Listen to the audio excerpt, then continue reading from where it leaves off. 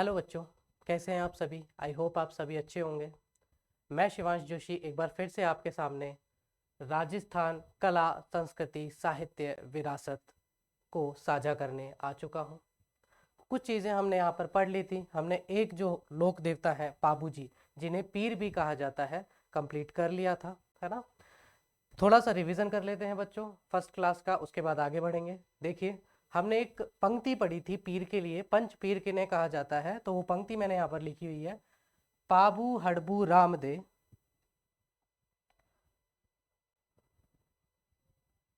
पाबू हड़बू राम दे, मांगलिया मेहा, पांचों पीर पधार जो गोगा जी जेहा। क्या बताया था मैंने इस लाइन से आपको कि जो पाबू जी हैं, जो हड़बू जी हैं, पाबू जी राठौड़, हड़बू जी सांकला, रामदेव जी तंवर या तोमर, मेहा जी मांग लिया, कहाँ पधारिए, हमारे घर पधारिए, किसको साथ लेकर, गोगा जी चौहान को लेकर। यही हमारे कौन है, पांच पीर हैं। सबसे पहले पीर या सबसे पहले लोक देवता जो है हमने पढ़े थे पाबूजी राठौड़। थोड़ा सा रिवीजन कर लेते हैं। तो पाबूजी राठौड़ का जन्म कहाँ हुआ था बच्चों, कोलूमंड या कोलूगढ़, जोधपुर के अंदर इनका जन्म हुआ था। इनके पिता का नाम था धांधल जी, है ना। इनकी माता का नाम कमला दे और पत्नी का नाम क्या था, फूलम दे या सुप्यार दे। इनकी जो घोड़ी थी उसका नाम था केसर कालमी, क्योंकि केसर जैसी थी, काले कलर की थी। देवल चारण महिला की ये घोड़ी थी, है ना। इनके जो साथी थे उनका नाम था चांदो जी और डाम्बो जी, जिन्हें हम याद रखते हैं। बाकी हरमल जी और सलजी भी हैं, है ना। और इनके जो गुरु थे, याद रहे अच्छी बात है, ना रहे कोई बात नहीं, इनके गुरु थे समृद्ध भारती। और इनका जो मेला है वो लगता है चैत्र अमावस्या को इनका मेला भरता है। बात करते हैं पाबू जी की। तो पाबू जी जो है ये राव सीहा के वंशज माने जाते हैं। किसके, राव सीहा के वंशज ये माने जाते हैं, है ना। इन्हें क्या कहा जाता है, लक्ष्मण का अवतार कहा जाता है। लक्ष्मण का अवतार कहा जाता है। क्यों कहा जाता है, मैंने आपको बताया था, क्योंकि इनका भाला जो है उसके लक्ष्मण के तीर की नोक के समान है। प्लेग रक्षक इनको देवता कहा जाता है। चूहों से फैलने वाला रोग है, प्लेग रक्षक देवता कहा जाता है। गौ रक्षक देवता कहा जाता है। क्यों कहा जाता है, इसके पीछे एक कहानी थी। इनके एक बहनोई थे, जींदराव खिची, जो जायल नागौर के शासक थे। देवल चारण महिला की गाय जो है ले जाते हैं, तो 3.5 फेरों से उठ करके पाबूजी और क्या करते हैं, गायों की रक्षा करते हैं और उसी वक्त प्राण न्यौछावर कर देते हैं। इन्हें जो है एक जनजाति पूछती है जिसका नाम क्या था, रायका, है ना। इसी को बोला जाता है रैबारी, और इसी को क्या बोला जाता है बच्चों, देवासी, है ना।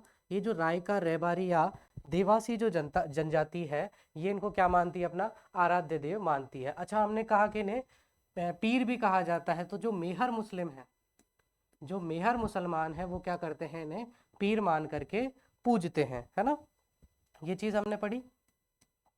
चलिए, इतना हमने पढ़ा। इसके अलावा हमने क्या पढ़ा था, और कि ये जो है उनकी फड़वाचन जो है रावण हत्ता वाद्य यंत्र के साथ की जाती है। इनके भोपे जो है इस तरह का वाद्य यंत्र है, तत्व वाद्य यंत्र है, ये तार इसमें लगा हुआ होता है। इसके साथ इनकी फड़ का वाचन करते हैं, लाल कलर की फड़ है, इसका वाचन करते हैं इनके भोपे, ठीक है। और भोपे ज्यादातर कहाँ के होते हैं, इनके भोपे स्पेसिफिकली कहीं कहीं मेंशन है, थोरी जनजाति के इनके भोपे होते हैं ना, थोरी जनजाति के इनके भोपे होते हैं। और ये जो थोरी जनजाति है, इसके 7 भाई जो थे, इनके ऊंटों की रक्षा की थी। किससे, गुजरात के आना बघेल जो शासक था उससे पाबूजी ने इन 7 थोरे भाइयों के ऊंटों की रक्षा की थी। साथ ही इनको एक और उपाधि मिल गई, देखो क्या उपाधि मिली, ऊंट रक्षक, ऊंट रक्षक देवता, है ना। इनके थान पर किसी भी ऊंट को ले जाया जाता है तो ऊंट की बीमारी भी ठीक हो जाती है। साथ ही इन्हें 7 जो है गुजरात के थोरी भाइयों की ऊंटों की रक्षा की थी, वहां के शासक आना बघेल से, है ना।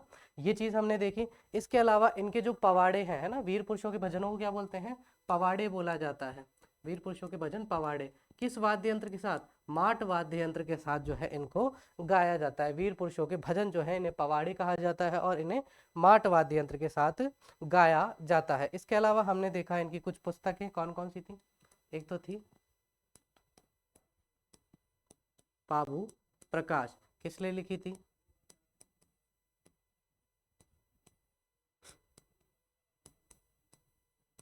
पाबू प्रकाश किसने लिखी थी, मोरजी आशिया। ऐसे ही एक है पाबू प्रकाश का महाकाव्य, जो किसने लिखी, इन्हीं के वंशज आएंगे आगे, शंकर सिंह आशिया। याद रहे तो ठीक है, एक लिखना। एक हमने देखी थी पाबू जीरा छंद, है ना, पाबूजीरा छंद किसने लिखी थी? बीठू मेहाजी, है ना, बीठू मेहाजी ने जो है पाबूजीरा छंद लिखी थी। और एक था पाबूजीरा दोहा, पाबूजीरा दोहा जो किसने लिखा था? लगराज ने, है ना। चलिए, इतना हमने देखा, ये सारी चीज हमने देखी, ये आपका रिवीजन कंप्लीट हो गया। चलिए, इसके बाद हम नेक्स्ट जो है आपके लोक देवता की बात करते हैं, वो है आपके हड़बू। कौन है? हड़बू।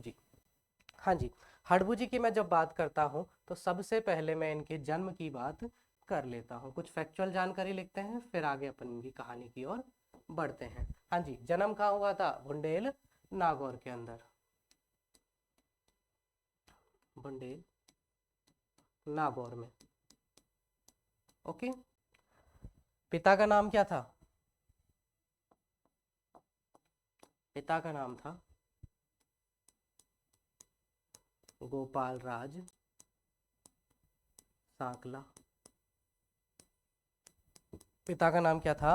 गोपाल राज सांकला। ठीक है, थोड़ा सा याद रखना, यहाँ पर कहीं कहीं जो है पिता का नाम आपको मेहाजी सांकला भी देखने को मिल सकता है ना, मेहाजी सांकला, इसीलिए मैंने जगह छोड़ी, देखिएगा, मेहाजी सांकला। ठीक है, दोनों नाम याद रखना। जन्म कहाँ हुआ था इनका? बुंडेल नागौर के अंदर हुआ। पिता का नाम क्या था? गोपाल राज सांकला या फिर मेहाजी सांकला। ठीक है, ये आगे आने वाले एक पीर हैं आपके रामदेव जी तंवर या रामदेव जी तोमर। उन रामदेव जी की ये कौन थे? ये रामदेव जी के मौसेरे भाई थे। रामदेव जी के कजन ब्रदर थे, मौसेरे, मौसेरे भाई थे। ये ज्योतिष विद्या में निपुण थे, है ना, भविष्य बताते थे। तो ये कौन थे? भविष्य वक्ता थे, भविष्य वक्ता, भविष्य वक्ता या ज्योतिष भी बोल सकते हैं, ज्योतिष शास्त्र के ज्ञाता, है ना, ज्योतिषी, मैं लिख देता हूँ ज्योतिषी। तो ये क्या थे?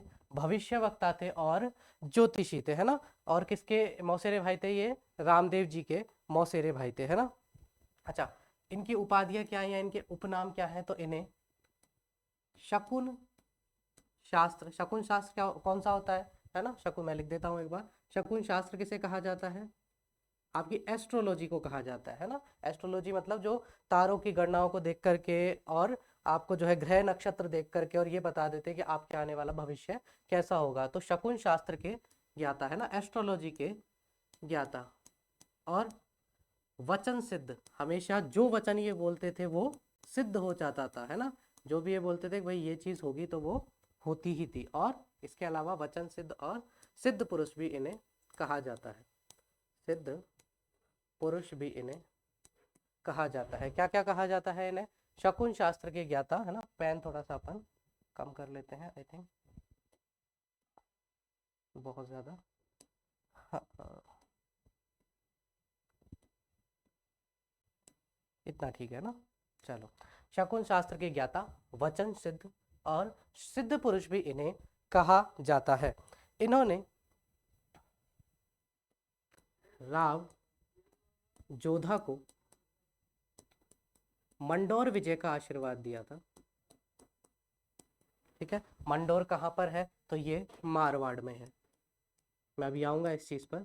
ठीक है, मारवाड़ में है मंडोर, है ना, जोधपुर मान सकते हो आप, है ना, मंडोर, है ना, मारवाड़ की राजधानी मंडोर। ठीक है, तो मंडोर जीतने का आशीर्वाद किसे दिया? राव जोधा को। साथ ही इन्होंने राव जोधा को एक फेंटा और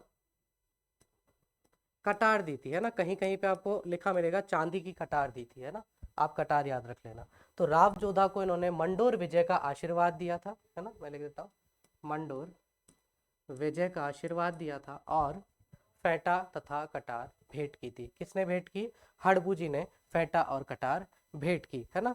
चलिए, इसके बाद जब राव जोधा जो है मंडोर जीत जाता है तो उसके आगे की कथा हम करेंगे। सबसे पहले जान लेते हैं कि राव जोधा कौन था, है ना। भाई राव जोधा कौन था, कहाँ से आया? भाई हम तो पहली बार आर्ट एंड कल्चर पढ़ रहे हैं, हमने तो हिस्ट्री नहीं पढ़ी। तो मैं थोड़ा सा आपको राव जोधा के बारे में बता देता हूँ, सुनिएगा। जब हम राजस्थान की हिस्ट्री पढ़ते हैं, राजस्थान का इतिहास जब हम पढ़ते हैं तो उसमें सबसे पहली चीज़ हम पढ़ते हैं मेवाड़ का इतिहास, उसके जस्ट बाद हम पढ़ते हैं मारवाड़ का इतिहास। मैं इन दोनों जो है, इन दोनों डायनेस्टी की ही मैं बात करूंगा और यहीं से रिलेट करेंगे आपके हड़बू जी और राव जोधा जी। देखिएगा, बात करते हैं मेवाड़ की, है ना, और बात करते हैं आपके मारवाड़ की, मेवाड़ तथा मारवाड़ की। जब मैं मेवाड़ आपको पढ़ाऊंगा, है ना, या कोई भी आपको पढ़ाएगा, और ज़्यादातर हम मेवाड़ के बारे में जानते भी हैं, है ना, महाराणा प्रताप के बारे में जानते हैं, कुंभा के बारे में जानते हैं, है ना। तो एक ऐसे ही हमारे और प्रतापी राजा हुए थे जिनका नाम था राणा लक्ष्य सिंह। राणा लक्ष्य सिंह, जिन्हें आप राणा लाखा के नाम से भी जानते हो, है ना, राणा लाखा के नाम से भी जानते हो। तो राणा लाखा जो थे मेवाड़ के शासक थे उस समय पर। इनका एक बेटा था जिसका नाम था राणा, या राणा नहीं लगाते एक बार, है ना, उपाधि हो जाती है। इनका एक बेटा था जिसका नाम था चुंडा। इनके बेटे का नाम क्या था? चुंडा। इसी तरह उसी उसी वक्त में, है ना, समकालीन थे, तो समकालीन टाइम पर, समान जो है टाइम पर, चुंडा जो है इसी तरह से मारवाड़ में भी एक राजा थे, उनका नाम था राव चुंडा, है ना। ये वो वाले चुंडा नहीं है, वो उनके बेटे हैं, ये राव चुंडा शासक है, ठीक है। इन राव चुंडा की एक बेटी थी जिसका नाम था हंसाबाई। मैं आपको हिस्ट्री जब पढ़ाऊंगा तो इसके बारे में बहुत डिटेल में समझाएंगे, है ना, पूरी स्टोरी हम सुनते आएंगे तो हमें चीज़ें कोरिलेट करेंगे, है ना, इसीलिए मैं थोड़ा बहुत आपको बता रहा हूँ। तो राणा लक्ष्य सिंह का बेटा था जिसका नाम था चुंडा, और राव चुंडा की बेटी थी जिसका नाम था हंसाबाई। समझ में आई बात? जो चुंडा था वो हंसाबाई से क्या करते थे? प्रेम करते थे, है ना। प्रेमी प्रेमिका थे ये दोनों। क्या थे ये दोनों? ये दोनों प्रेमी प्रेमिका थे, प्रेमी प्रेमिका थे। जब भाई प्रेम परवान पर चढ़ गया तो क्या करते हैं हम घर पे? इतला करते हैं, है ना, कि अब जो है घर पे बताना उचित रहेगा, प्यार जो है परवान चढ़ गया है, अब तो शादी करेंगे। तो भाई चुंडा ने जो है हंसाबाई से वादा किया कि मैं जो है अपने पिताजी से बात करूंगा, आप वेट कीजिए, और जैसे ही वहाँ से अप्रूवल आ जाएगा और हम लोग शादी कर लेंगे, क्योंकि आप भी बढ़िया परिवार से और राजघराने से हो, तो मेरे पिताजी तो मना नहीं करेंगे। तो चुंडा जो है, इन्होंने संदेशा भिजवाया लक्ष्य सिंह को कि मुझे एक आपसे जो है बात करनी है, बस, है ना। इन्होंने सिर्फ ये कहा कि मुझे आपसे बात करनी है अकेले में, ठीक है, राजा थे, उन्होंने कहा कर लेंगे। उससे पहले ही हंसाबाई का कोई संदेशा जो है राणा लाखा के पास पहुंच गया था कि भाई राव चुंडा की एक बेटी है, वो बहुत सुंदर है, उनका नाम हंसाबाई है। तो राणा लाखा को उस वक्त यह नहीं पता था कि ये चुंडा की प्रेमिका है। तो राणा लाखा ने घोषणा कर दी कि मेरी शादी किससे करवा दी जाए? हंसाबाई से करवा दी जाए, ताकि क्या होगा, आपस में दोनों संबंधी बन जाएंगे, दोनों राज्य संबंधी बन गए तो एक दूसरे की सहायता करेंगे। तो भाई मुनादी कर दी गई, घोषणा कर दी गई कि राणा लाखा की शादी किससे हो जाएगी? हंसाबाई से हो जाएगी। जब ये बात चुंडा को पता चली तो भाई बात जो थी वो मुंह में ही दबी रह गई। वो बता नहीं पाया अपने पिताजी को कि भाई मेरी प्रेमिका है ना, आप शादी कर रहे हो मेरी प्रेमिका, लेकिन वो बता नहीं पाया।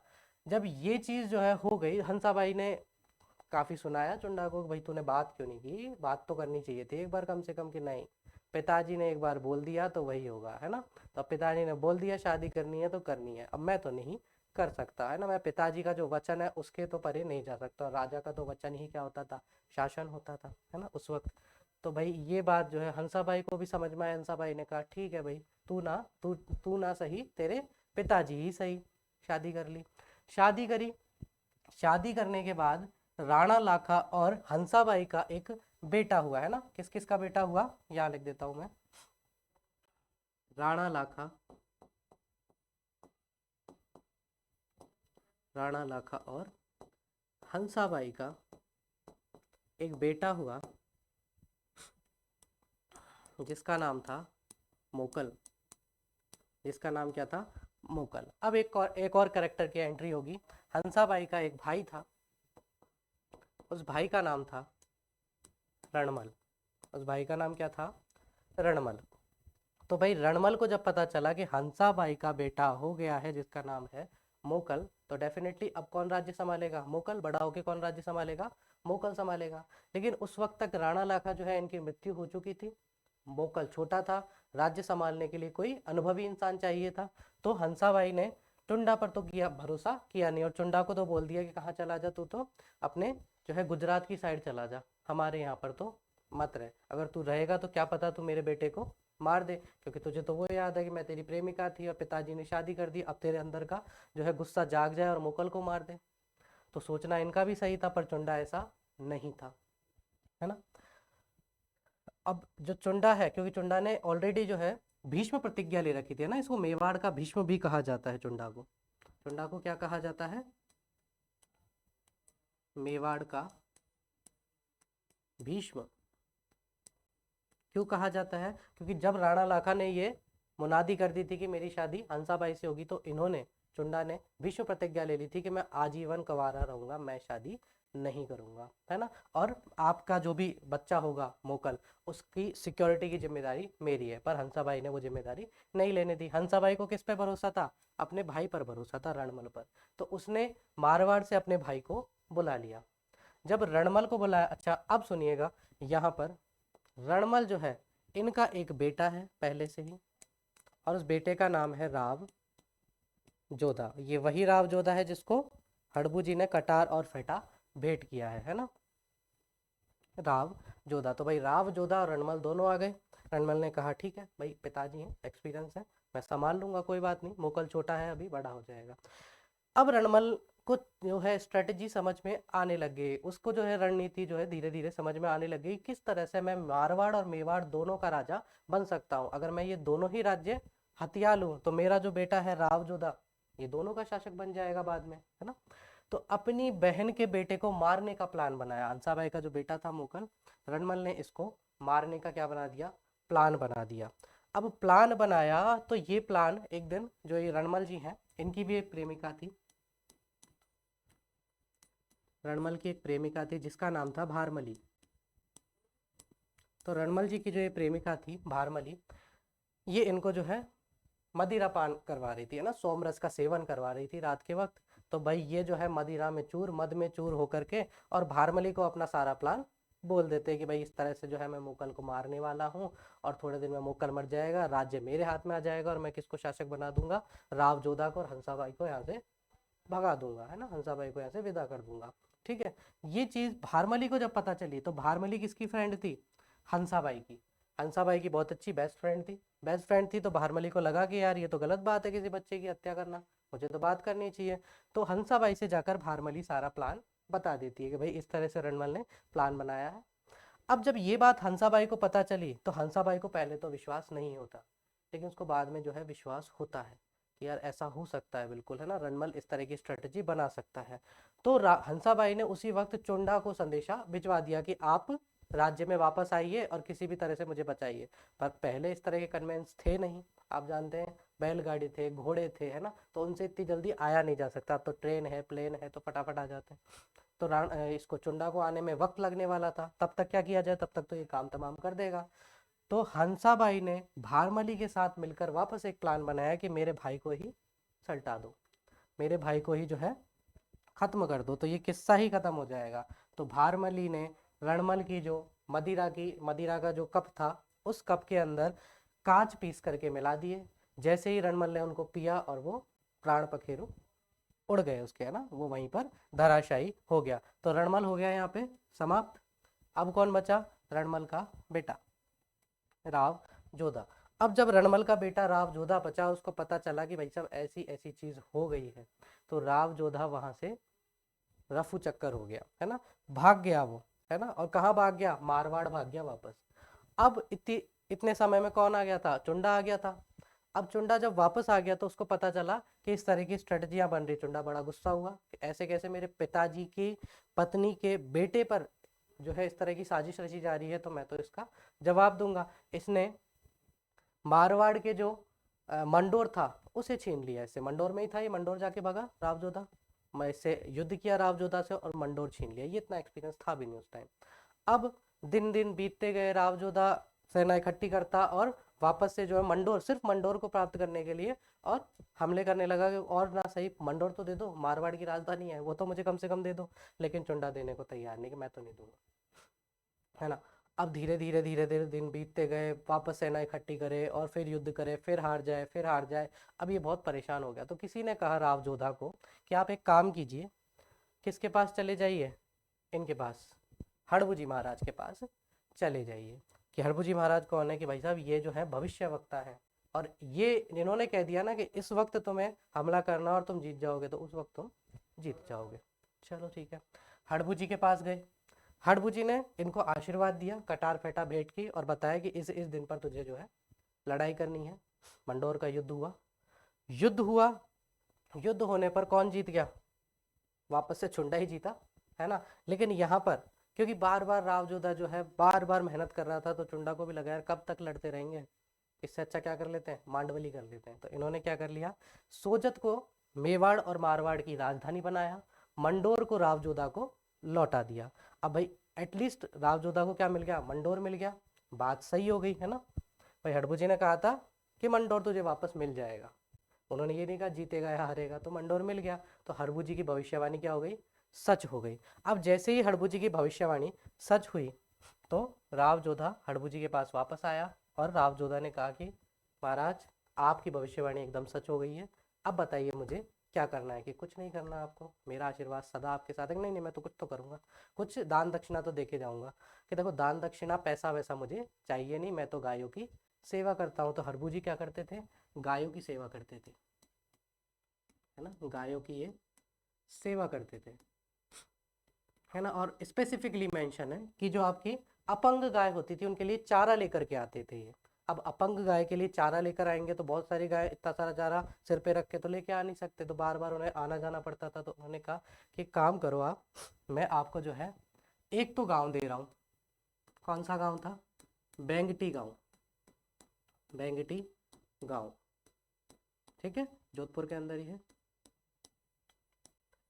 एक तो आप यहाँ रहो बेंगटी के अंदर, ठीक है। बेंगटी गांव इन्होंने भेंट किया मंडोर विजय के पश्चात राव जोधा ने हड़बू को, और कहा कि आप एक काम करो, अब ले लो एक बैलगाड़ी।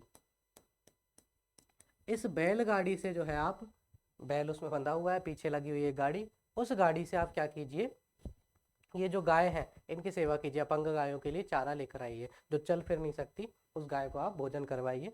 तो आज दिन तक हड़बू की किसकी पूजा की जाती है, बैलगाड़ी की पूजा की जाती है ना, हड़बू के बैलगाड़ी की पूजा की जाती है ना। ठीक है, याद रखना। कौन सा गांव भेंट किया था राव जोधा ने, बेंगटी गांव जो है भेंट किया था, यहीं पर जो है हड़बू गायों की सेवा करते थे, ठीक है। कालांतर में महाराजा अजीत सिंह 1721 ईस्वी के आसपास, 1721 ईस्वी के आसपास महाराजा अजीत सिंह ने इनके मंदिर का निर्माण करवाया था। 1721 ईस्वी में इनका मंदिर बना। अभी तक क्या था, थान था, अभी तक क्या था इनका, थान था। अब जो है एक पक्का मंदिर बनवाया, किसने बनवाया, महाराजा अजीत सिंह ने बनवाया। उनको पता चला कि भाई जोधपुर के हमारे राव जोधा थे जिनको इस तरह से आशीर्वाद मिला, तो अब तो हड़बू नहीं रहे, तो अब क्या करना चाहिए, तो भगवान की पूजा के लिए हम क्या बना देते हैं, मंदिर बना देते हैं। तो 1721 ईस्वी में अजीत सिंह ने इनके नाम पर जो है हड़बू के नाम पर एक मंदिर की स्थापना कर दी। ओके, एक चीज और थोड़ी सी याद रखना यहाँ पर, रामदेव जी की मैं जब बात करूंगा, अभी रामदेव जी के बारे में हम चर्चा करेंगे, तो जब मैं रामदेव जी की बात करूंगा तो रामदेव जी के बारे में मैं आपको बताऊंगा कि उन्होंने जो है समाधि ली थी, है ना। थोड़ा सा यहाँ पर याद रखना, फिर रामदेव जी के बारे में बात करेंगे। पूछ लिया जाता है कभी कभी। रामदेव जी की समाधि की मैं बात कर रहा हूँ, तो रामदेव जी के लगभग समाधि के 1318 दिन के पश्चात, तो ना मेंशन करके रखना, 1318 दिन के पश्चात किसने समाधि ली थी, हड़बू ने समाधि ली थी। हड़बू ने समाधि ली, ऐसे लिखता था, हड़बू ने समाधि ली। थोड़ा सा डिस्प्यूटेड क्वेश्चन है लेकिन पूछा जा सकता है। अब भाई बात आती है, ये चीज मैंने लिख दी, मैं इसको मार्क कर देता हूँ। हड़बू ने जो है समाधि ली, ठीक है। रामदेव जी के समाधि के पश्चात 1318 दिन बीतने के पश्चात किसने समाधि ली थी? हड़बू जी ने समाधि ली। अब यहाँ पर एक क्वेश्चन बनता है बच्चों कि रामदेव जी ने, क्वेश्चन कुछ इस तरह से बनेगा कि राजस्थान के लोक देवताओं में सर्वप्रथम समाधि लेने वाला इंसान या लोक देवता कौन था, है ना? रामदेव जी। एक तो सवाल ये बनता है। दूसरा सवाल क्या बनता है कि एकमात्र लोक देवता जिसने समाधि ली थी वो कौन है आपके? रामदेव जी। हुए कंफ्यूज कि सर इन्होंने भी तो समाधि ली, अभी लिखवाया आपने 1318 दिन के पश्चात हड़बू जी ने भी तो समाधि ली, तो एकमात्र लोक देवता कैसे हैं, है ना भाई? आपकी आरपीएससी मानती है, इसलिए है। आपकी आरपीएससी ने मान लिया वो सत्य है, बाकी सब मिथ्या है ना? आरपीएससी सत्यम और बाकी सब मिथ्या। तो आरपीएससी ने माना कि एकमात्र लोक देवता जिसने समाधि ली वो कौन है? रामदेव जी हैं। बाकी किसी ने समाधि नहीं ली। पर आपकी एनसीईआरटी कह देती है कि 1318 दिन के पश्चात हड़पू जी ने भी समाधि ले ली थी। समझ में आई चीज? जिस किसी ने ये मेंशन नहीं कर रखा अपने नोट्स में प्लीज मेंशन कर लीजिएगा। फिर हम आगे बढ़ते हैं।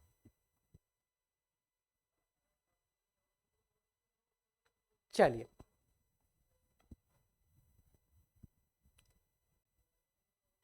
अब बात करते हैं रामदेव जी तंवर के बारे में, है ना? रामदेव जी तंवर या रामदेव जी तोमर, तोमर वंश से इनका कोरिलेशन था, है ना? तोमर वंश के शासक रहे थे। रामदेव जी की जब मैं बात करता हूं तो रामदेव जी सिर्फ लोक देवता नहीं थे, ये क्या थे? एक चमत्कारिक देवता थे, है ना? इनके चमत्कार बहुत प्रचलित है। जिस तरह से आपके हनुमान जी, शिव जी चमत्कार करते थे, उसी तरह से बोलते हैं अप्राकृतिक या अलौकिक शक्तियों के स्वामी थे रामदेव जी, है ना? चलिए सबसे पहले कुछ फैक्चुअल जानकारी देखते हैं, फिर बात करते हैं। जन्म की मैं बात करता हूं। जन्म कहाँ हुआ था? उड़ू कश्मीर या उड़ू कश्मीर लिख देता हूँ ना, कश्मीर भी लिखा रहता है, इस तरह से भी लिखा रहता है ना? और अपन जो लिखते हैं वो इस तरह से लिखते हैं। हम क्या लिखते हैं? उड़ू कश्मीर, है ना? याद रखने के हिसाब से उड़ू कश्मीर, है ना? कि भाई कश्मीर जो है उड़ गया तो याद रह जाता है। उड़ू कश्मीर, बाड़मेर, उड़ू कश्मीर बाड़मेर में जो है इनका जन्म हुआ था, है ना? और बाड़मेर को क्या बोलते हैं? रामदेवरा। किसके नाम पर बोलते हैं? रामदेव जी के नाम पर बोलते हैं, है ना? वहाँ के जो है, चलिए आगे, चलिए इसको छोड़िए, है ना? रामदेवरा बोलते हैं, रुनीचा। हम आगे बढ़ते हैं ना, फिर चीज़ें जो है बहुत कॉम्प्लिकेट हो जाएंगी नहीं तो। जन्म जो है उड़ू कश्मीर बाड़मेर। एक गाना आपने सुना होगा, मैं सुना नहीं पाऊंगा, है ना? काफ़ी बच्चे जो है मुझे बोलते हैं कि सर सुनाइए, बट यहाँ पर कॉपीराइट लग जाएगा, है ना? चलिए, जो गाना है कुछ उसके बोल कुछ इस तरह से हैं कि रूनी चारा धनिया वो अजमाल जीरा कवरा, माता मेणा देरा लाल, रानी नितल रा भरताल, है ना? अच्छा देखिए, गाना आपने सुना है तो आपको सारी चीज़ याद हो जाएंगे। पिता का नाम क्या है? रूणी चारा धनिया। रूणीचा बाड़मेर को बोला जाता है, रामदेवरा या रूणीचा, है ना? रूणी चारा धनिया, धनिया मतलब धनी, मालिक। वो अजमाल जीरा कवरा, कवरा का मतलब होता है बेटा। अजमाल जी का क्या है? ये कवर है, बेटा है ना? अजमाल जीरा कवरा, माता, माता मैणा देरा लाल, माता मैणा दे रा लाल। सुनिएगा यहाँ पे मैणा दे, है ना? मैं ज़्यादातर जो छोटी एग्जाम की जब मैं प्रिपरेशन करवाता हूँ, है ना, आपकी बीएसटीसी है, सीईटी है, छोटी मोटी जो एग्जाम्स है जिनमें राजस्थान का पोर्शन इतना ज़्यादा वाइड नहीं आता है, तो वहाँ पर ऐसे डिस्प्यूटेड सवाल नहीं पूछे जाते। लेकिन जो बड़ी एग्जाम्स हैं आपकी, जहाँ पर स्पेसिफिकली राजस्थान पूछा जाता है, वहाँ ये चीज़ें आ जाती हैं। जैसे आरपीएससी की कुछ एग्जाम्स हैं, तो आरपीएससी भाई मानेगा तो हम भी उसको सही मानेंगे, हम उसको जुटला नहीं सकते। तो भाई आरपीएससी जो है इनका एक नाम और मानता है, वो है इनका नाम मीनल देवी। क्या नाम है? मीनल देवी, है ना? मीनल देवी थी, धीरे धीरे गांव में मीनल देवी, मीनल देवी, मैणा दे, मैणा दे, मैणा दे हो गया, ठीक है? इस तरह से बदल गया। तो रूणी चारा धनिया वो अजमाल जीरा कवरा, माता मेणा देरा लाल, और पत्नी का नाम रानी नेतल रा भरताल।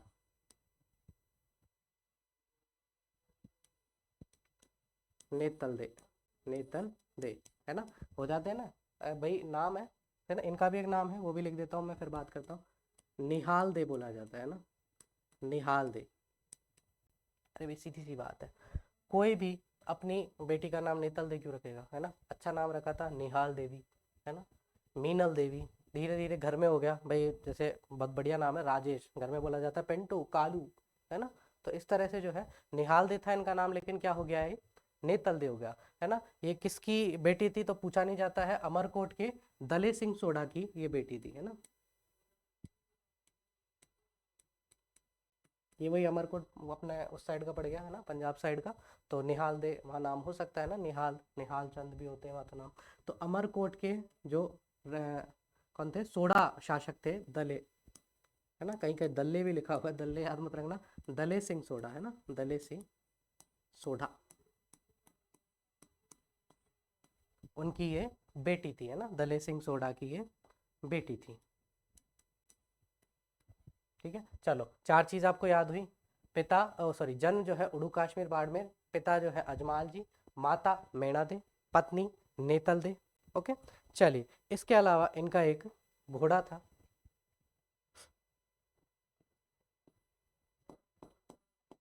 घोड़ा, घोड़े का नाम क्या था, घोड़े का नाम था लीलो, घोड़े का नाम क्या था, लीलो। थोड़ा सा याद रखना, कैसा घोड़ा है, कैसा दिख रहा है आपको, इसमें तो वाइट कर दिया है ना, थोड़ा थोड़ा दिख रहा है नीले कलर का, है ना, थोड़ा मैंने इसको रिफाइन किया तो इसने वाइट कर दिया, कोई बात नहीं, नीले कलर का है, इसलिए इसका कहीं कहीं है, नाम जो है नीलू या नीला या गांव की भाषा में लीलो को क्या बोलते हैं, नीले को क्या बोलते थे, लीला। ठीक है, तो लीला भी मिल सकता है, नीलो भी मिल सकता है, नीला भी मिल सकता है, और लीलो भी मिल सकता है, लीलो नीलो नीला लीला कुछ भी मिल सकता है नाम, है ना। तो इनके घोड़े का नाम क्या था, लीलो, है ना, कहानी बताऊंगा मैं, समझाऊंगा कैसे नाम पड़ा नीला नीलो, है ना, वही बताऊंगा। नीले कलर का घोड़ा था, थोड़ा थोड़ा जो है ये नीले कलर का था, ज्यादा व्हाइट हो गया, रिफाइन कर दिया हमने, है ना, फिल्टर लगा दिए इसलिए। चलिए नीलो या लीलो इसका नाम था। चलिए इससे आगे चलते हैं। इनके गुरु थे, गुरु का नाम था बालीनाथ,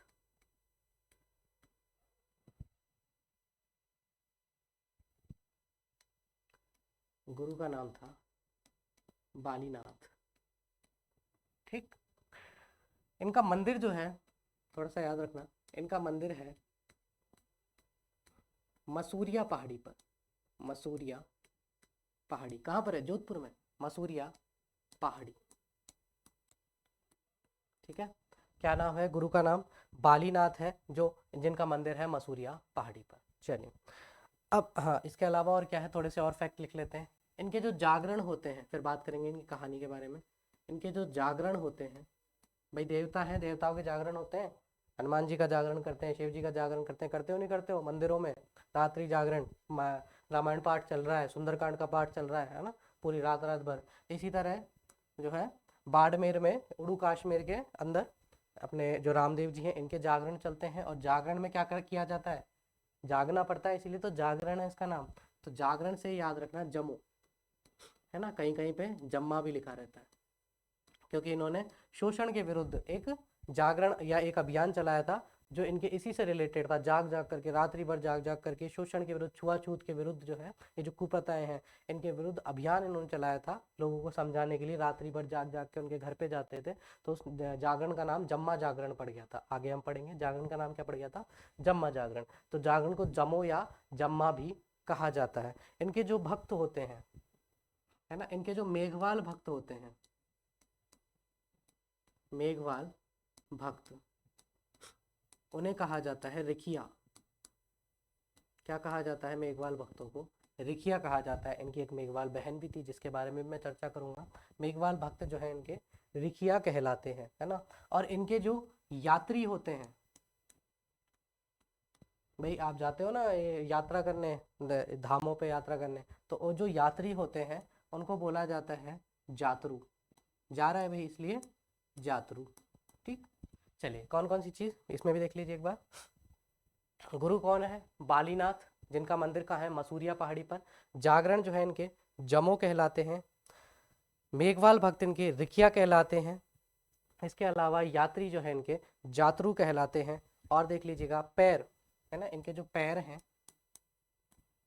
उन्हें पगलिया कहा जाता है।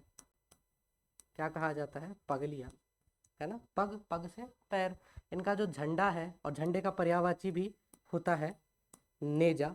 ठीक है, तो इनके झंडे को क्या कहा जाता है, नेजा। ये झंडे का पर्यायवाची, अगर थोड़ी सी हिंदी पढ़ी है तो आपको चीज याद हो जाएगी। ठीक है, तो इनके यात्री कौन है, जातरू है, पैर इनके पगलिया, झंडा नेजा और क्या है, मेघवाल भक्त रिखिया, जागरण इनके जमो कहलाते हैं। ओके, इतनी चीज समझ में आई। ये तो हो गई भाई फैक्चुअल जानकारी। वापस आ जाए, चलिए अब बात करते हैं इनकी कथा के बारे में। थोड़ी सी कहानी सुनते हैं, इंटरेस्ट बढ़ाते हैं, चीज़ों को याद करते हैं, फिर इनके कुछ और जो है फैक्ट्स हम देखेंगे। चलिए, रामदेव जी जो थे, इनके पिता अजमाल जी, इनके कोई पुत्र प्राप्त नहीं हो रहा था। पुत्र मीन्स कोई भी संतान प्राप्ति नहीं हो रही थी।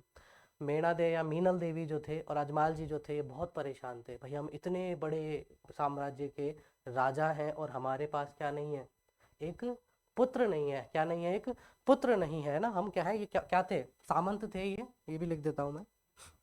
अजमाल जी पोकरण के सामंत थे, है ना, पोकरण के सामंत थे।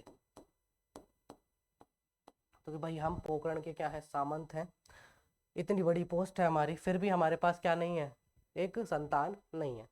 ये जगह जगह तीर्थ करने गए ना, तीर्थ यात्रा करने गए, भगवानों के दर्शन करने गए, हकीमों से, नीम हकीमों से जो है ना इलाज करवाया, डॉक्टर्स के पास गए, खूब दवाई दारू ली, लेकिन कोई फर्क नहीं पड़ा। अब एक दिन बैठे बैठे ये सोच ही रहे थे, तो एक इंसान से इनकी मुलाकात हुई, कोई मिला, उसने कहा कि भाई आप एक काम करो, गुजरात जाओ, द्वारका, है ना, द्वारका जाओ और द्वारका में कृष्ण जी का बहुत भव्य मंदिर है, वहां जाकर के पूजा करो, है ना, और उनसे जो है मांगो कि भाई मुझे एक संतान चाहिए, और वो निश्चित ही आपको आपका वर देंगे, आपका जो है आपको संतान की प्राप्ति करवाएंगे। चलिए भाई, इन्होंने कहा ये भी करके देख लेते हैं। अजमाल जी गए, पूरी श्रद्धा के साथ गए, साफ साफ कहा था कि भाई अजमाल जी जाना है, राजा बन के मत जाना, याचक बन के जाना। याचक बन के जाओगे तो भगवान देगा, राजा बन के जाओगे तो कुछ नहीं मिलेगा। तो भाई याचक बन के गए, साधारण वेशभूषा में गए, सैनिकों को पीछे छोड़ के गए, मंदिर में बैठे, पूजा अर्चना की, पूजा पाठ किया, है ना, भगवान का, बैठे रहे काफ़ी देर तक कि कुछ इंडिकेशन दे भगवान, कुछ बोले, क्योंकि वो बहुत परेशान हो गए थे। अब भगवान की मूर्ति बोलने वाली नहीं थी, है ना, वो क्या है, मूर्ति है, और मूर्ति जो है जवाब नहीं दे रही थी। काफ़ी देर बैठे रहे, 2 घंटे बीत गए, 3 घंटे बीत गए, कोई जवाब नहीं मिल रहा। अब अजमाल जी को जो है गुस्सा आने लग गया कि अब जो मैं है, गुस्सा इनको आने लग गया। तो इन्होंने पास में लड्डू रखे हुए थे, है ना, लड्डू उठाए और मूर्ति की तरफ फेंक करके मारा कि कुछ इंडिकेशन तो दो। तो वहां पे एक पुजारी था, उस पुजारी ने जब ये चीज देखी, तो भाई सामान्य वेशभूषा में थे, उनको भी नहीं पता कहीं के सामंत है, सामान्य वेशभूषा में थे, तो उनको लगा कि यार ये विक्षिप्त कोई इंसान दिखता है जो लड्डू फेंक रहा है ना, इसे समझ नहीं आ रहा कि ये भगवान है, भगवान की पूजा करनी चाहिए। काफी देर से तो शांत बैठा था, अचानक से इसको क्या हुआ, तो कोई ना कोई विक्षिप्त बुद्धि का प्राणी है। तो पुजारी जी उनके पास गए, अजमाल जी के पास, और पुजारी को भी गुस्सा आया, तो उन्होंने कहा अरे ये तू क्या कर रहा है, ये भगवान है, भगवान की पूजा की जाती है, चरणों में इनके जो है फूल रखे जाते हैं, और तू उनके मुंह पे प्रसाद फेंक के मार रहा है। तो अजमाल जी ने कहा कि मैं पिछले 6 घंटे से यहाँ पर बैठा हूँ, और मैं भगवान से सिर्फ एक चीज़ मांग रहा हूँ कि भगवान मुझे संतान प्राप्ति दे दो, कोई इंडिकेशन तो दे दो। इंडिकेशन दे ही नहीं रहे हैं भगवान, ये कैसे भगवान है। आपके जो है इनकी कीर्ति तो चहु और है, लोग बाग मेरे पास आ रहे हैं, बोले द्वारका जाइए, द्वारका जाइए। मेरे पास लास्ट यही साधन है, इनसे कहो कि मुझे इंडिकेशन दे, मुझे बताए मेरे बेटा हो, मेरे जो संतान होगी या नहीं होगी, नहीं तो मैं यहाँ से नहीं हिलने वाला। अब भाई थोड़ा थोड़ा पुजारी समझ गया, कोई ना कोई, मतलब मेरा अंदाजा सही है, विक्षिप्त बुद्धि का ही है। तो उन्होंने कहा कि भाई जो गुस्सा आ ही जाता पुजारी को भी कि तेरे को भगवान चाहिए, है ना, भगवान चाहिए तुझे, तो एक काम कर, कृष्ण जी किसका अवतार, विष्णु जी का अवतार, वैकुंठ में जा, और वैकुंठ का है दरिया, तो वहां पे एक बहुत बड़ी नदी है, नदी में जाकर के कि तू नदी में जाकर के कूद जा, दरिया में जाकर के कूद जा, वहीं पर तेरे को कौन मिलेंगे, ये भगवान मिलेंगे, और पूछ लेना वहां पे। ये क्या करे, पुजारी अपने काम में लग गया कि भाई विक्षिप्त बुद्धि का ना दरिया में कूदेगा थोड़ी। अजमाल जी ना आव देगा ना ताव, और छलांग लगा दी दरिया में। अब छलांग लगा दी तो पीछे से छपाक की आवाज आई, देखा उसने मुड़ के पुजारी ने कि क्या हुआ, देखे तो अजमाल जी वहां से गायब, और दरिया में छपाक की आवाज आई। भाई मैंने जो कहा वो सही हो गया, माथा पकड़ लिया पुजारी ने, भाई अनर्थ हो गया मेरे से, पाप हो गया। और वो रोए, और रोए तो भाई आसपास के लोग आए, भाई क्या हुआ क्या हुआ, कि अरे एक इंसान यहाँ पे बैठा था, चुपचाप बैठा था, अचानक से उसने एक जो है उठा के मारा, और सारी कथा उनको सुना दी कि इस तरह से ये दरिया में जा करके कूद गया, और मेरे से बड़ा जो है पाप हो गया है, अब इस पाप की भरपाई मैं कैसे करूँगा। कह रहे कोई बात नहीं, कोई बात नहीं, हो जाता है, विक्षिप्त बुद्धि का प्राणी होगा, कोई दिक्कत नहीं है। धीरे धीरे सब वहां से जाने लगे। लगभग 5 से 7 घंटे बीत गए। पुजारी जो है बहुत परेशान रहा, बैठा रहा माथा पकड़ के। अचानक से अजमाल जी उस दरिया में से वापस निकलते हुए से दिखाई दिए। वो घबरा गया कि यार 7 घंटे के बाद कोई इंसान निकला, ऐसा तो पॉसिबल हो नहीं सकता। उसने चरण छू लिए कि आप तो कोई देव पुरुष हो, और मेरे से गलती हो गई, मैंने भगवान आपको पहचाना नहीं कि मैं कोई भगवान नहीं हूँ, मुझे तो भगवान मिल गए आपकी वजह से। कि मतलब आपने कहा ना वैकुंठ में मिलेंगे, तो मैं वैकुंठ में भगवान से मिल के आया हूँ। अच्छा, कि हाँ मैं भगवान से मिल के आया हूँ, और मुझे भगवान ने कहा कि भाद्रपद शुक्ल की द्वितीया को मैं तुम्हारी पत्नी के गर्भ से पैदा होऊंगा। ठीक है, भाद्रपद शुक्ल द्वितीया को, जिसको बाबेरी बीज भी कहा जाता है, मेलों में हम पढ़ेंगे। तो जब अजमाल जी ने ये चीज़ पुजारी को बताई, तो उन्होंने कहा कि यार आप तो बहुत सिद्ध पुरुष हो, और चलिए अच्छा है आपकी मनोकामना पूरी हो गई भगवान से, भगवान की दया से। तो भगवान का प्रताप रहा, और भगवान की दया से जो है भाद्रपद शुक्ल द्वितीया को ही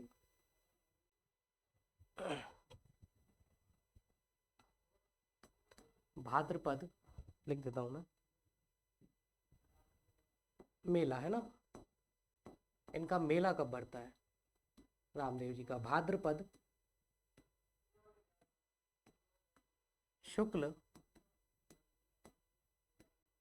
द्वितीया को इनका मेला बढ़ता है, और ये भाद्रपद शुक्ल की एकादशी तक चलता है।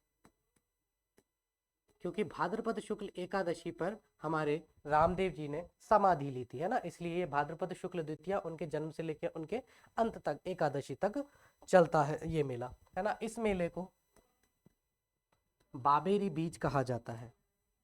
इस मेले को क्या कहा जाता है बच्चों? बाबेरी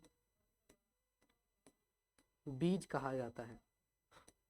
देखो री शब्द राजस्थान से रिलेटेड है ना, अगर पंजाब में होता तो बाबी दी बीज, है ना, बाबी दी बीज हो जाता। री का मतलब होता है बाबा, मतलब रामदेव जी, रामदेव जी, है ना। री का मतलब की, और बीज का मतलब होता है द्वितीया। बीज का मतलब क्या होता है? द्वितीया। इसका मतलब रामदेव जी की द्वितीया को ही हम क्या कह रहे हैं? बाबेरी बीज कह रहे हैं। समझ में आई बात?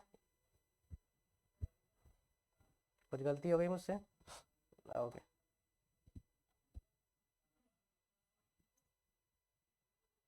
चलो समझ में आई बात, बाबेरी बीज इसे कहा जाता है। इतनी बात समझ में आई। चलिए अब थोड़ी चीज़ें समझ लेते हैं, है ना। एक चीज़ और देखना है यहाँ पर, हमारे जो रामदेव जी हैं इन्हें अर्जुन का वंशज कहा जाता है। अर्जुन का, इनके कुछ उपनाम हम देख लेते हैं। इन्हें अर्जुन का वंशज कहा जाता है ना, उपाधि या उपनाम अर्जुन का वंशज, सारे देख लेते हैं। इन्हें रामसा पीर कहा जाता है। इन्हें पीरों के पीर कहा जाता है। इन्हें भगवान विष्णु, अथवा दोनों चीज आती है ना, भगवान विष्णु अथवा कृष्ण का अवतार कहा जाता है। कौन कौन सी उपाधि है एक बार देखें, 4 उपाधि हैं। अर्जुन का वंशज, रामसा पीर, क्या नाम है, पीरों के पीर, विष्णु का अवतार, है ना। और देख लेना थोड़ी सी और, रूणी चारा धनी, है ना। रूणी चारा, वैसे तो आप अंदाजा लगा लोगे ना किसकी है, रूणी चारा धनी। हाँ अब देखिए, अर्जुन का वंशज इन्हें कहा जाता है, रामसा पीर इन्हें कहा जाता है, पीरों के पीर इन्हें कहा जाता है, विष्णु या कृष्ण का अवतार इन्हें कहा जाता है, और रूणी चारा धनी इन्हें कहा जाता है। ठीक है, ये इनकी उपाधियां हैं। इन्होंने, आगे चलते हैं, है ना, अर्जुन का वंशज हो गया। इन्होंने, एक राक्षस था भैरव, उस भैरव नाम के, भैरव नामक राक्षस से अपने गांव को बचाया था, है ना। राक्षस से युद्ध किया था, है ना, भैरव नामक राक्षस को हराया था। इन्होंने भैरव नामक राक्षस को हराया। जैसे ही भाई भाद्रपद शुक्ल पक्ष की द्वितीया को बाबा जी का जन्म हुआ, रामदेव जी का जन्म हुआ, उसके पश्चात धीरे धीरे धीरे धीरे इनकी शक्तियाँ पता चली। इनके पिताजी, इनके माताजी भी समझ गए कि भाई विष्णु का तो अवतार है, शक्तियाँ तो है इसके पास। बाल पन में ही इन्हें काफ़ी सारे जो है चमत्कारिक काम कर दिए। जब ये लगभग 2 ढाई साल 3 साल के रहे होंगे, है ना, अंदाज़ा मैं बता रहा हूँ, उस वक्त जब ये बोलना सीख गए थे ना, 2 ढाई साल 3 साल में बच्चा बोलने लग जाता है ना, अच्छे से बोलने लग जाता है। तो उस वक्त ये दर्जी के पास गए, गांव में एक दर्जी थे इनके। तो दर्जी के पास गए और बोले काका मुझे कुछ सिलवाना है। कि बेटा तुझे क्या सिलवाना है बता, है ना भाई, काका है, बच्चा छोटा सा है, प्रेम तो आता ही है। कि क्या सिलवाना है बता। कि मेरे लिए घोड़ा सिल दो।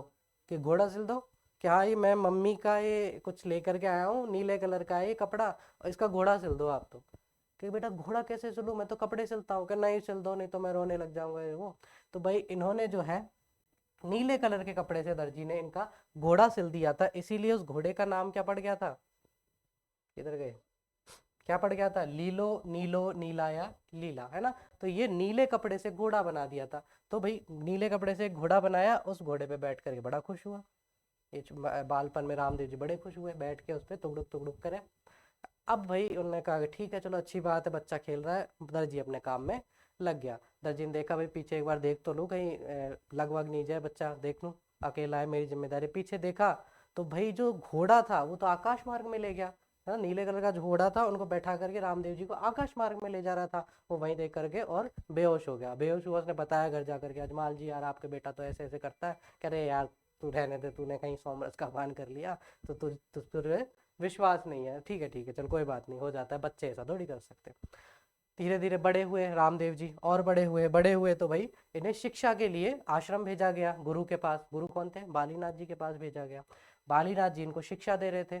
तभी वहां पर एक राक्षस आया जिसका नाम था भैरव, है ना। इस भैरव नामक राक्षस का उनके गांव में आतंक था। ये क्या करता था, बच्चों को उठा ले जाता था और जो गाय भैंस होती थी उनको खा जाता था उठा करके। और लगभग ये मान लीजिए 2 स्टोरी या 3 स्टोरी की जो बिल्डिंग होती है, इतना बड़ा ये राक्षस था, है ना, ऐसा बोला जाता है, पर्चों में इनके लिखा हुआ है ना। मेरी कोई कहानी नहीं है, सारी किवदंतियां हैं। तो भैरव नामक राक्षस आया आया तो भाई हाहाकार मच गया पूरे उसमें गांव के अंदर कि भाई राक्षस आ गया, छुप जाओ छुप जाओ। बालीनाथ जी को ये पता चला। बालीनाथ जी ने कहा बच्चे को तो बचाना पड़ेगा। तो इन्होंने क्या किया, एक कपड़े में इस बाबा राम, ये जो रामदेव जी थे, बच्चे थे, तो इनको एक कपड़े के अंदर लपेट करके उसके ऊपर एक टोकरी रख दी। और कहा कि हिलना मत, आवाज मत करना, ये भैरव चला जाएगा तब मैं वापस तुझे लेने आ जाऊंगा। और खुद भी जा करके छुप गए कहीं पे। अब भाई भैरव वही जो भाई हमेशा करता था, वो गायों को खाया, बच्चों को उठा रहा था। तो उसने जो है देखा कि यार टोकरी के नीचे कुछ हिल रहा है। उसने कहा कि कोई ना कोई छिपा हुआ है। और भाई टोकरी में कौन छिप सकता है, आदमी छिप नहीं सकता, बच्चा ही छिपा होगा। तो उसने कहा भाई बच्चा मिल गया, इसको तो मैं उठा करके लेकर के जाऊंगा। उसने टोकरी हटाई, नीचे निकला एक कपड़ा, वो कपड़े के अंदर वो रामदेव जी छुपे हुए थे। अब वो कपड़ा खींचे भैरव। भैरव कपड़ा खींचता जाए और द्रौपदी की तरह जो उनकी साड़ी थी वैसे जैसे बढ़ती जा रही थी उस टाइम पे, ना, कृष्ण जी के प्रताप से, ऐसे भाई वो कपड़ा बढ़ता जाए बढ़ता जाए बढ़ता जाए। काफी देर खींचने के बाद भैरव को लगा यार यहाँ तो कोई चमत्कारी शक्ति है और मेरे से बड़ी शक्ति है यहाँ तो मुझे तो यहाँ से रफू चक्कर 9 2 11 हो जाना चाहिए, वरना ये शक्ति मुझे मार देगी। तो वो उस कपड़े को वहीं छोड़ करके मुड़ा और भागने लगा। भागता भागता भागता उसने एक बार, भाई अपन भी देख लेते ना, भागते भागते पीछे देख लेते हैं एक बार कि भाई कोई आ तो नहीं रहा। तो उसने ऐसे पीछे मुड़ के देखा तो रामदेव जी अपने घोड़े पर सवार होकर के, घोड़ा जीवित घोड़ा है ना, जो नीला कलर का घोड़ा था, जीवित हो गया, अपना भाला लेकर के छोटे से बाल स्वरूप में आकाश मार्ग से उसके पीछे चल रहे थे, है ना। वो देखा भाई आकाश मार्ग से कौन आ रहा है ना, वो और भागा, जोर से भागा कि अब तो बचना मुश्किल ही नहीं नामुमकिन है ना। भागता गया, फिर वो कहाँ पहुंच गया, जोधपुर पहुंच गया। बाड़मेर से कहाँ पहुंच गया, जोधपुर पहुंच गया। और जोधपुर में किसका मंदिर, मैंने आपको बताया, बालीनाथ जी का, मसूरिया पहाड़ी पर, मसूरिया पहाड़ी पर वो पहुंच गया। अब यहाँ पर 2 किवदंतियां चलती हैं बच्चों। पहली किवदंती चलती है, पहली जो स्टोरी है वो ये कहती है कि बाबा रामदेव जी ने मसूरिया पहाड़ी पर ही इसका जो है अंतिम संस्कार कर दिया था, सर धड़ से अलग कर दिया था, मसूरिया पहाड़ी के अंदर ही इसको गाड़ दिया था, है ना। पहली किवदंती तो ये है। दूसरी किवदंती ये है, और मुझे भी लगता है काफ़ी हद तक सही है ना। बुरा मत मानिएगा, किसी के धर्म के लिए मैं कुछ नहीं कह रहा हूँ, बस मैं बच्चों को समझाने के लिए, चीज़ें याद कराने के लिए ये किवदंती लेकर के आया हूँ। तो दूसरी किवदंती कुछ ऐसी है कि बाबा रामदेव जी को आता हुआ देखकर बहुत थक गया, तो वो भागते हुए बाड़मेर से जोधपुर पहुंच गया, थक गया। तो वो हाथ जोड़ के बैठ गया कि बाबा मुझे तो आप बख्शो, मुझसे गलती हो गई और मैं आगे से इस तरह के काम नहीं करूंगा। कि पक्का नहीं करेगा, कि नहीं करूंगा बिल्कुल, तो एक काम कर, पाकिस्तान की तरफ चला जा, है ना, और वापस शक्ल मत दिखाना इधर, इधर वापस मत आ जाना। किधर चला जा, उस टाइम सिंध बोलते थे, कि सिंध की तरफ चला जा और वापस अपनी शक्ल मत दिखाना। तो आज भी कहा जाता है कि सिंध के लोगों की मेंटेलिटी जो है वो भैरव जैसी है, वो गायों को मार करके खाते हैं, है ना, ऐसा बोला जाता है। ठीक, और भाई ये भी गायों को मार करके खाता था, है ना, इसलिए जो है भैरव का प्रताप है, इस तरह से चीज़ें बताई या समझाई जाती हैं हमें, है ना, समझ में आई। तो भैरव नामक राक्षस जो है उसका भी अंत किसने कर दिया था, हमारे रामदेव जी ने कर दिया था, है ना। चले, अब मैंने बात करी रामदेव जी के मंदिर, तो मैं मंदिरों की बात कर लेता हूँ। अच्छा, इनकी बहन की बात बता देता हूँ, है ना। इनकी जो बहन है, कहीं कहीं नाम लिखा रहता है सुगना बाई, याद नहीं करना, एक्स्ट्रा जानकारी है। भाई जो है उनका नाम था वीरम देव, कहीं कहीं लिखा हुआ है ना, दोनों ही याद नहीं करने, अलग कर देता हूँ। और इनको बलराम भी बोला जाता है ना। बलराम कौन था, कृष्ण जी का बड़ा भाई, तो बड़े भाई थे इसलिए इनको बलराम भी बोल दिया जाता है, समझ में आई। अब बात करते हैं मंदिर। तो इनके जो मंदिर हैं उनको देवरा कहा जाता है, याद रखना इंपॉर्टेंट है। इनके मंदिरों को क्या कहा जाता है बच्चों, देवरा कहा जाता है। बाकी जो लोग देवता हैं उनके मंदिरों को क्या कहा जाता था, थान कहा जाता था। इनके मंदिरों को क्या कहा जाता है, देवरा कहा जाता है। इनके मंदिरों को क्या कहा जाता है, देवरा कहा जाता है। इनके जो चमत्कार हैं, बाबा रामदेव जी के जो चमत्कार हैं वो बहुत सारे पर्चों में लिखे हुए हैं। ऐसे कितने पर्चे हैं बच्चों, 24 पर्चे, है ना। तो ये पर्चों में लिखे हुए हैं, कितने पर्चे हैं, 24 पर्चे, है ना। रामदेव राम में ही एक बावड़ी है जिसका नाम है पर्चा बावड़ी। क्या नाम है, पर्चा बावड़ी, है ना। बावड़ी जब हम पढ़ेंगे ना तो वहाँ मैं वापस बताऊंगा आपको, तो वहाँ से थोड़ा कोरिलेट हो जाएगा। कहाँ पर है ये भी, रामदेव राम में, है ना, रूणीचा में, बाड़मेर में, रूणीचा, रूणीचा है। रामदेव राम में क्या है, पर्चा बावड़ी है। मंदिर याद रखना देवरा कहा जाता है। चमत्कार जो है 24 है। पर्चा बावड़ी जो है इनकी कहाँ पर है, रामदेवरा में स्थित है ना। समझ में आई। अपन ने मेला इनका लिख ही लिया, भाद्रपद शुक्ल द्वितीया से भाद्रपद शुक्ल एकादशी, है ना। भाद्रपद शुक्ल एकादशी को इन्होंने क्या ली थी, समाधि ली थी। समाधि कब ली थी, भाद्रपद शुक्ल एकादशी, भाद्रपद शुक्ल एकादशी को इन्होंने समाधि दी थी। मैंने बताया इनके मेघवाल भक्त जो है उनको क्या कहा जाता है, रिखिया कहा जाता है। इनकी एक मेघवाल बहन थी, इनकी एक मेघवाल बहन थी, है ना, मुंह बोली बहन थी, लिख देता हूँ, पूरा लिख देता हूँ। इनकी एक मेघवाल बहन थी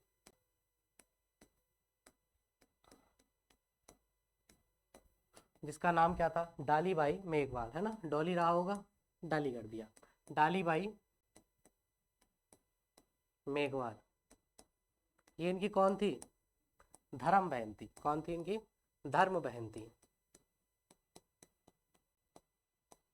और डालीबाई मेघवाल ने इनसे जस्ट एक दिन पहले भाद्रपद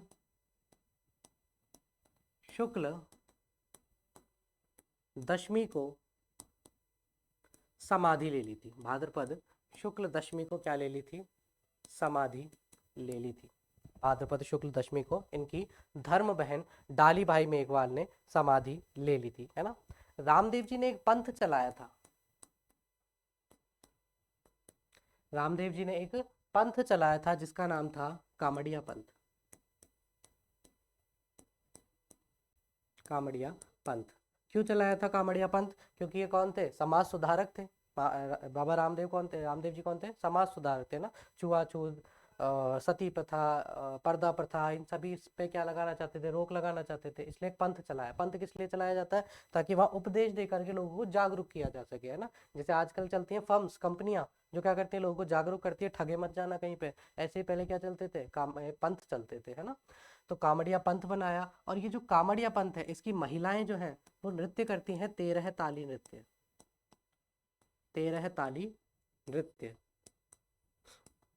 13 ताली नृत्य किसे कहा जाता है, मैंने आपको गाना बताया, रूणी चारा धनिया व जमाल जीरा कबरा माता मेणा देरा लाल, उसमें वो कर रही है नृत्य, है ना। तो 9 तो मंजीरे कहाँ बंधे रहते, 13 मंजीरे बांध करके नृत्य करती है, इसलिए 13 ताली बोलते हैं ना। मंजीरों को क्या कर दिया, आपस में बजाना, तो आपस में बजाते हैं, क्या करते हैं, ताली बजाते हैं, तो उसको क्या बोल दिया, 13 ताली। तो 9 मंजीरे अपने पैरों पर, अपने जो है इस एक पैर पर पहन करके, और बाकी के जो मंजीरे हैं वो हाथों पर पहन करके, और क्या करती हैं, उनको बजाते हुए नृत्य करती हैं। उसको 13 ताली नृत्य कहा जाता है। कामड़िया पंथ की महिलाएं, है ना। कौन करती हैं इसको, कामड़िया पंथ की महिलाएं करती हैं केवल, ध्यान रखना, पुरुष नहीं करते। कामड़िया पंथ की महिलाएं 13 ताली नृत्य करती हैं, है ना, समझ में आई बात। चलिए, इसके अलावा और क्या था, एक अपन ने देखा था जागरण, वैसे मैं बता चुका हूँ, है ना, एक शोषण के विरुद्ध इन्हें जागरण चलाया था, शोषण के विरुद्ध एक जागरूकता अभियान चलाया था। उस जागरूकता अभियान का नाम था जम्मा जागरण। क्या नाम था? जम्मा जागरण। समझ में आई? जम्मा जागरण, ठीक है। इनकी एक पुस्तक थी रामदेव जी की, उस पुस्तक का थोड़ा सा नाम याद रखना, पुस्तक का नाम था 24 बाणियां। 24 बाणियां, है ना, 24 बणियां, ठीक है, 24 बाणियां इनकी पुस्तक का नाम था, ठीक है। चलिए, पंथ कौन सा चलाया बच्चों? कामड़िया पंथ, 13 ताली नृत्य का किया जाता है। शोषण के विरुद्ध एक अभियान चलाया, जम्मा जागरण जिसे बोला जाता है ना। ये जो है अस्पृश्यता, कुष्ठ रोग, छुआछूत और सती प्रथा, जाति प्रथा और पर्दा प्रथा, कन्या भ्रूण हत्या, इनके विरुद्ध क्या करते थे? ये लोगों को जागरूक करते थे, इनके लिए क्या है, जो लोगों को जागरूक करते थे, तो वही अभियान क्या थे इनके? जम्मा जागरण कहलाए। समझ में आई, है ना। इसके अलावा इन्होंने और क्या किया? हिंदू मुस्लिम एकता के लिए भी काम किया था, है ना, लिख सकते हो, है ना। पूछ लिया जाए आपसे कि हिंदू मुस्लिम एकता के लिए, हिंदू मुस्लिम एकता के लिए किस संत या लोक देवता ने, किस लोक देवता ने प्रयास किया, तो कौन था? बाबा रामदेव, ठीक है। ओके, समझ में आई? तो आज मैं आपके 3 पीर या 3 लोक देवता जो है इनके बारे में पूरा डिस्कशन कर चुका हूँ, है ना। बाबा रामदेव जो है इनका भी डिस्कशन हो चुका है अब समाप्त। ओके, इस तरह से हम वीडियोस को आगे बढ़ाते रहेंगे बच्चों, और धीरे धीरे हम सारा कोर्स जो है यूट्यूब पर फ्री ऑफ कॉस्ट आपको अवेलेबल कराने की कोशिश करेंगे, है ना। मेरा मानना यही है कि जितना जल्दी मैं करवा पाऊँ उतना मैं जल्दी कोशिश करूँगा, बट चीज़ें जो है वो इस तरह से ना हो कि आपको समझ में ना आए, है ना। आराम से भी चीज़ें चलें और थोड़ा क्विक कोर्स भी कंप्लीट हो, ठीक है, समझ में आई चीज़ें। चलिए, मिलते हैं नेक्स्ट वीडियो में, तब तक के लिए शुभ रात्रि, थैंक यू सो मच।